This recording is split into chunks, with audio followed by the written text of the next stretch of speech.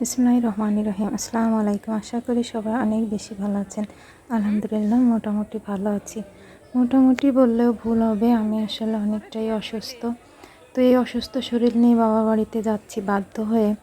যাওয়ার কথা ছিল না, আর একটু আর কিছুদিন পরে যেতে চেয়েছিলাম, কিন্তু শরীরটা এতই অসুস্থ যে আমি পারছি না।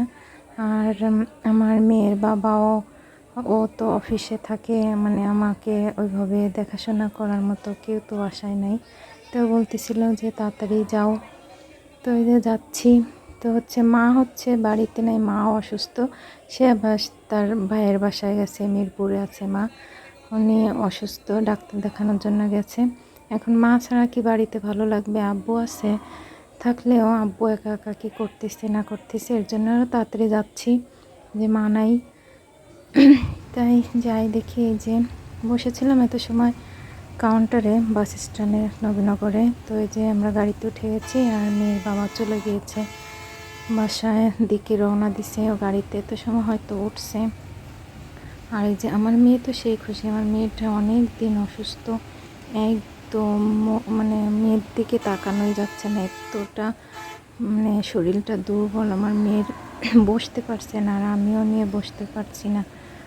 তো চিন্তা করতেছি আল্লাহ ভালোভাবে যেন যাইতে পারি। খুবই খারাপ লাগতেছে, কিভাবে যে এতটা পথ যাব সেটাই চিন্তার বিষয়। তারপর আল্লাহ ভরসা, দেখা যাক ভালোভাবে যেন পৌঁছাতে পারি বাড়িতে গিয়ে। তো সবাই দোয়া করবেন আমাদের জন্য, ভালোভাবে যেন পৌঁছাতে পারি।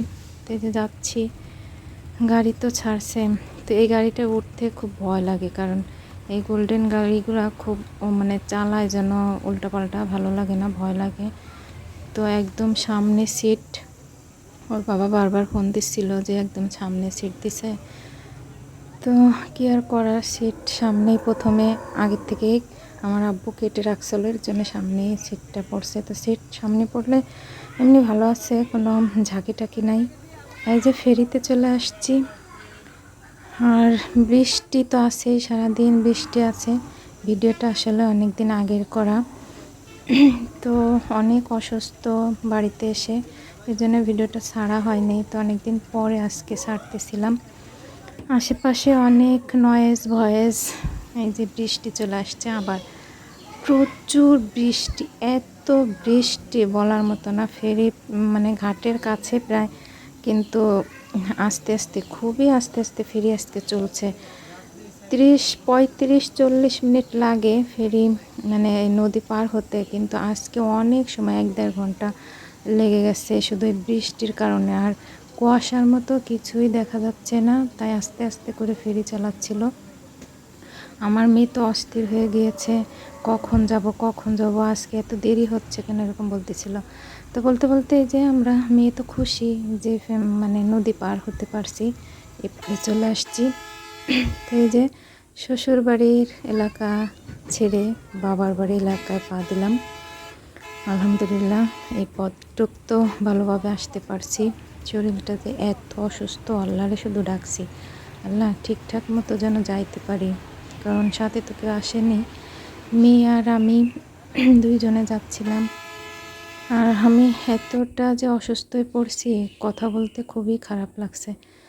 আর এই যে বাড়িতে চলে আসছি, এসে সন্ধ্যায় লেগে গেছে। তো আব্বু মাংস রান্না করে রেখে গেছে মা, ওটাই জাল দিছিল। তো যে আমরা খাইয়ে দিয়ে আবার একটু আছে, ওটাই দেখাচ্ছিলাম।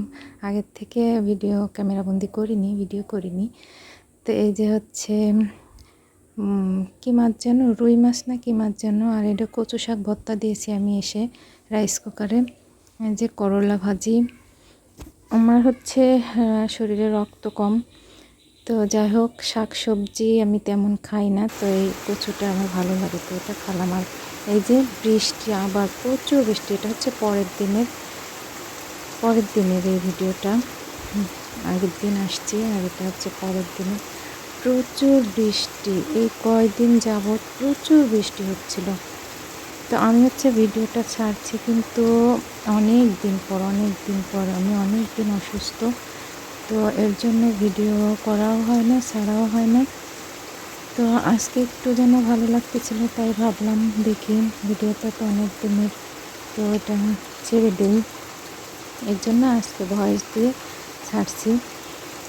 তো আশা করি সবাই ভালো আছেন, সুস্থ আছেন, সুস্থ থাকবেন, ভালো থাকবেন। ভিডিওটা যদি ভালো লাগে অবশ্যই লাইক, কমেন্ট, শেয়ার করবেন, চ্যানেলটা সাবস্ক্রাইব করে দিবেন। তো সবাই আমাদের জন্য দোয়া করবেন যেন ভালোভাবে দিনগুলো কাটাতে পারি, আর আমার বাচ্চাটা যেন ভালোভাবে সুস্থভাবে আল্লাহ সহি সালামতে যেন পৃথিবীতে তাকে পাঠায়, কারণ আমি তো অনেক অসুস্থ। তো সবাই দোয়া করবেন আমার বাচ্চা যেন সুস্থ সবলভাবে পৃথিবীতে আসে, তার জন্য ভালো থাকে, সুস্থ থাকে। আমি দুটা বাচ্চাকে নিয়ে যেন ভালোভাবে দিনগুলো কাটাতে পারি। আল্লাহ হাফেজ।